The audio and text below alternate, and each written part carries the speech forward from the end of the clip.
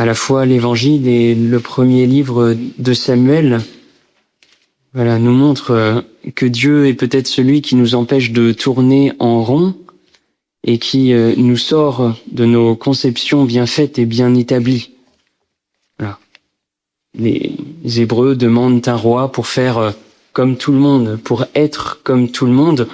Oublions un peu que à partir du moment où Dieu s'est penché sur eux, de fait, ils ne pouvaient plus être comme tout le monde.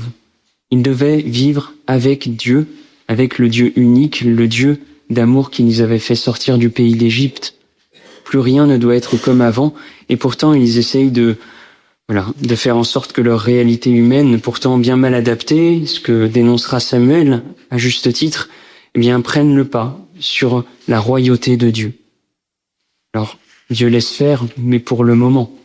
Et finalement, la boucle sera bouclée avec la venue de Jésus, ce roi dont le royaume n'est pas celui de la terre, mais bien le roi qui vient régner sur Israël d'une autre manière qu'on aurait attendu.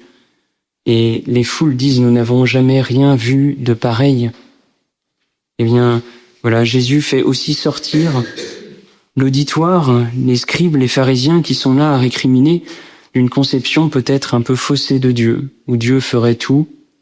Et là, la bonne nouvelle de ce jour, c'est que finalement toute l'humanité dans le Christ est impliquée dans le pouvoir de Dieu. Avec Jésus, c'est bien un homme qui pardonne les péchés. Et ce pouvoir après se transmettra dans l'Église, puisque les ministres établis, les prêtres peuvent pardonner les péchés dans le Christ, au nom de Dieu.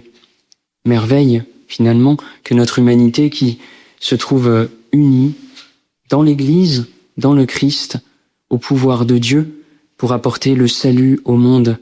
Alors présentons-nous au Christ qui vient, présentons-lui peut-être toutes nos paralysies, présentons-lui peut-être les paralysies aussi de nos proches. On voit ces 4 hommes qui amènent ce paralysé à Jésus, ces paralysies corporelles ou spirituelles, pour qu'il puisse apporter sa lumière et sa guérison. Amen.